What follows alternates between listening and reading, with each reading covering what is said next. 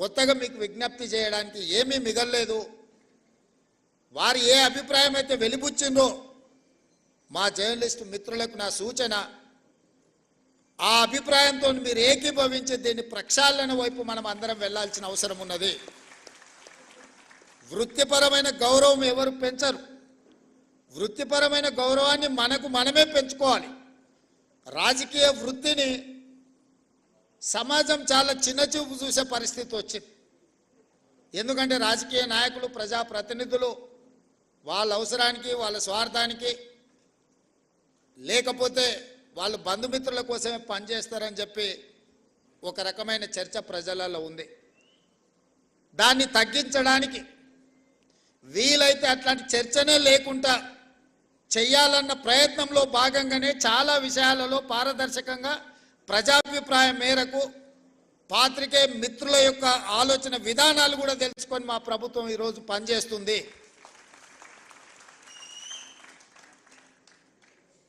వ్యవస్థల మీద నమ్మకం పెంచాలి అన్నదే మా యొక్క ఆలోచన.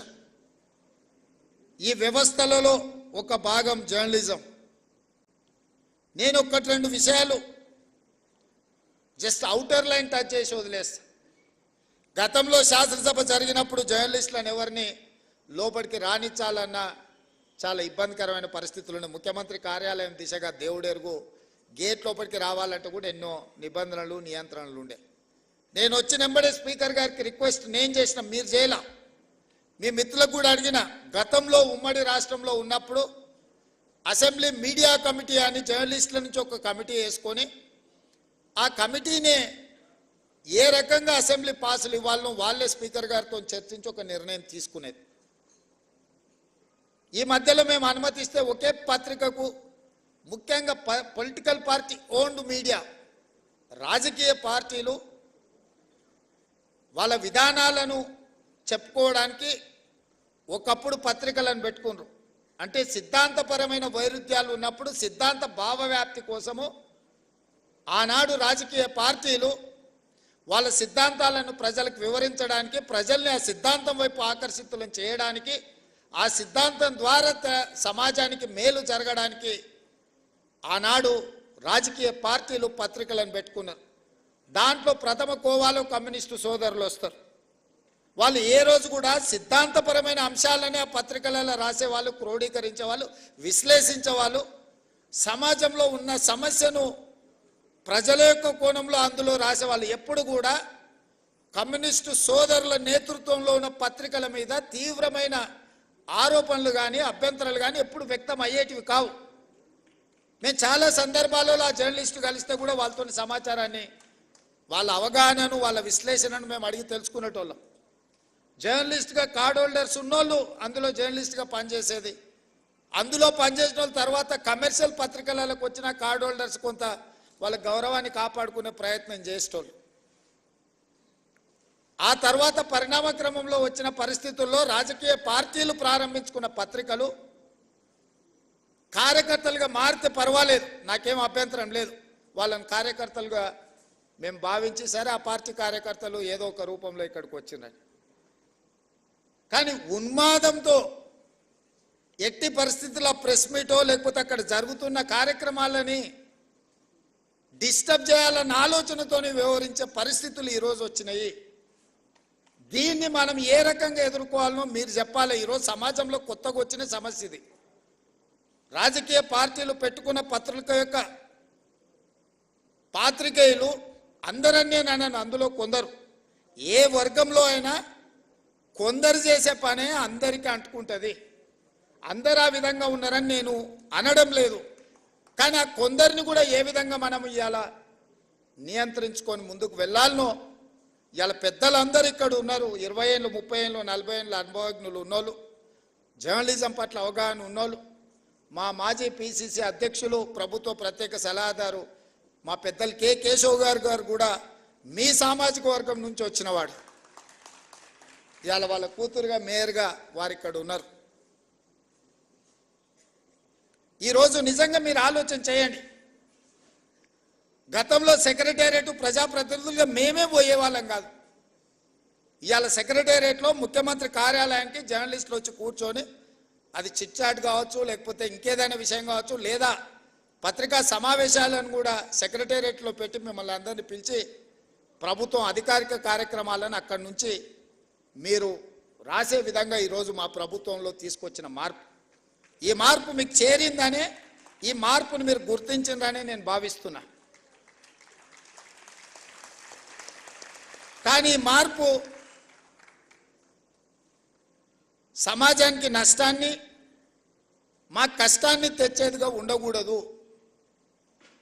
కొన్ని రాజకీయ పార్టీలకు సంబంధించిన పాత్రికేయ మిత్రులు, కొంతమంది మంత్రుల కార్యాలయాలు లేకపోతే ఇతర దగ్గర ఒకేసారిగా చాలామంది వచ్చి అక్కడ కూర్చొని అక్కడ ఉన్న జరగని వాటిని జరిగినట్టుగానో లేకపోతే జరిగితే బాగుంటుందని కొంతమందిని పాసులు ఇచ్చి తీసుకొచ్చి లోపలికి తీసుకొచ్చి అనవసరమైన రాద్ధాంతాలను సృష్టించే ప్రయత్నాలు చేస్తున్నారు. మరి ఇట్లాంటి వాటిని ఎట్లా నియంత్రించాలనో మీరే నిర్ణయించి మీరే వాటిని ఏదో ఒక రకంగా ఒక కొలిక్కి పట్టుకురావాలి. అసెంబ్లీలో పాసులు ఇచ్చినా కూడా అవసరానికి మించి వాళ్ళే వచ్చి ప్రెస్ మీట్ పెడితే కూడా గుర్తింపు పొందిన జర్నలిస్టులకు కుర్చీ దొరకదు. వాడు యూట్యూబ్ అంటాడు, వాడు ఆ ట్యూబ్ అంటాడు, వాడు యూట్యూబ్ అంటాడు, వాడు వచ్చి మొదటి సీట్లలో కూర్చుంటాడు. వాళ్ళు ఏం అడుగుతారో వాళ్ళకి మేము ఏం చెప్పాలో మాకు అర్థం కాదు. ఇది మాకే కాదు, మీకు కూడా. నాకు తెలిసి ఒకప్పుడు నేను చాలామంది జర్నలిస్ట్ మిత్రులు నాకు ఉన్నారు, సీనియర్ జర్నలిస్ట్ రాగానే లేచి కూర్చొచ్చి వీళ్ళు వెనక్కి పోయి కూర్చునేటోళ్ళు. మేము పత్రికా సమావేశం పెడితే కూడా ఓవేళ డెస్క్ ఇన్ఛార్జీలు లేకపోతే మీ దాంట్లో సీనియర్ జర్నలిస్టులు వస్తే, వేరే సంస్థకు సంబంధించిన జర్నలిస్ట్ వస్తే కూడా లేచి జూనియర్స్ లేచి ముందు వరుస వాళ్ళకి ఇచ్చి వీళ్ళు వెనక్కి పోయేటోళ్ళు. ఇప్పుడు విపరీతం ఎట్లయిపోయిందనంటే అసలు కంటే కొసరోళ్ళది ఎక్కువైపోయింది. ఎవరిది ఏ ట్యూబో తెలుస్తలేదు మాకు. ఇక ఆ ట్యూబ్లో ఎక్కడికంటే అక్కడికి వెళ్ళిపోయి ఏది పడితే అది మాట్లాడితే అక్కడ ఉన్న ప్రజలు ఏమన్నా అంటే చూసిరా జర్నలిస్టుల మీద దాడి అని. జర్నలిస్ట్ అనే పదానికి డెఫినేషన్ ఏందో మీరు డిసైడ్ చేయండి. మేము ఎవరిని జర్నలిస్ట్గా చూడాలో మీరు చెప్పండి. ఎవరు దోస్తే వాడు ట్యూబ్ పెట్టుకొని ఆ ట్యూబ్లో పెట్టుకొని వాడు మెడలో పట్టేసుకొని మెడలో ఇది కట్టుకొని వాడు నేను ట్యూబ్కో జర్నలిస్ట్ అని బయలుదేరితే వాళ్ళు వివరించే విధానాన్ని బట్టి ప్రజలు వివరిస్తారు. ఏది పడుతుంది మధ్యలోనే అడ్డం దొడ్డం మాట్లాడి ఏదైనా ఏమన్నా అంటే చూసిరా జర్నలిస్టుల మీద. సో ఈ విధానానికి ఎక్కడో ఒక దగ్గర పులి స్టాప్ పెట్టాలి. దీన్ని ఆలోచన చేయాల్సింది మీరే. ఎందుకంటే ఇంతకంటే పెద్ద సందర్భం నాకు దొరకదు మీకు ప్రభుత్వం వైపు నుంచి కానీ ప్రజాప్రతినిధిగా మేము ఎదుర్కొంటున్న సమస్యల్ని మీ దృష్టికి తీసుకురావడానికి ఇంతకంటే మంచి అకేషన్ ఏమి ఉండదని నేను భావిస్తున్నా.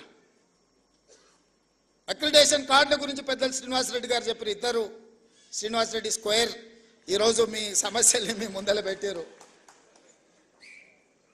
నిజమైన జర్నలిస్టును ఒక్కరిని కూడా అగౌరవపరచాలన్న ఆలోచన కానీ వాళ్ళకి అక్రిడేషన్ కార్డులు కానీ ఆరోగ్య భద్రత కార్డు కానీ ఇంటి పట్టాల విషయంలో కానీ మీకు ఎలాంటి నష్టం జరగకుండా చూసే బాధ్యత ఈ ప్రభుత్వం అని చెప్పి నేను మీకు మాట ఇస్తున్నా. కానీ అట్ ద సేమ్ టైం ఈ ప్రభుత్వం ఎదుర్కొంటున్న అనవసరమైన రాద్ధాంతాలను నియంత్రించాల్సిన బాధ్యత మీ మీద ఉన్నది. మీరు డిఫైన్ చేయండి ఎవరిని జర్నలిస్ట్గా మేము గుర్తించాలి, ఆ జర్నలిస్ట్కి ఉన్న ఎథికల్ లైన్ ఏంది, ఏ హద్దు దాటకుండా జర్నలిస్టు ఉండాలి, ఆ జర్నలిస్టు హద్దు దాటి వివరించినప్పుడు ఎదురుగున్నోడు క్షణికావేశానికి లోనైనప్పుడు జరిగే పరిస్థితులు ఎట్లా ఉంటాయి, వీటన్నిటిని కూడా మనము ఆలోచన చేసి ఒక పరిష్కారం చూపించుకోవాల్సిన బాధ్యత మన మీద ఉన్నది. నేను ఇంకొక మాట కూడా చెప్పదలుచుకున్నా. ఈరోజు సిద్ధాంతాలు రాసుకోవాల్సిన పత్రికలు ఇష్టారాజ్యంగా అసలు ఏ భాష వాడాలనో జర్నలిస్టులకు కూడా కొన్ని నిబంధనలు ఉన్నాయి కదా. అసెంబ్లీలో మేము ఏదైనా మాట్లాడితే రికార్డుల నుంచి తొలగించడమనో లేకపోతే ఈ భాషకు పద్ధతి లేదనో మనం పార్లమెంటరీ వ్యవస్థలో మనం అనుకుంటున్నాం కదా. మరి పత్రికలకు జర్నలిస్టులకు ఏ భాష రాయాలి, ఎలాంటి భాష వాడాలి, ఏ పదప్రయోగం హోదాని బట్టి రేవంత్ రెడ్డి మీకు నచ్చకపోవచ్చు యాజ్ ఎ ఇండివిజువల్, కానీ Revanth Reddy is Telangana chief minister. Telangana chief minister అనేది ఒక గౌరవప్రదమైన హోదా, ఒక జర్నలిస్ట్ అనేది ఒక గౌరవప్రదమైన హోదా. వ్యక్తితో నీకు నచ్చవచ్చు నచ్చకపోవచ్చు, ఆ హోదా మనమందరు ప్రజలందరూ కలిసి ఇస్తే వచ్చిన హోదా. ఆ హోదాని గౌరవించాల్సిన బాధ్యత ఆ పత్రికలకు కానీ, ఆ పత్రిక యజమానుల ముసుగుల్లో ఉన్న రాజకీయ పార్టీ నాయకులకు కానీ ఉండదా?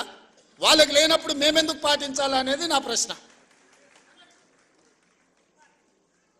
వాళ్ళు ఆ బాధ్యతను మరిచి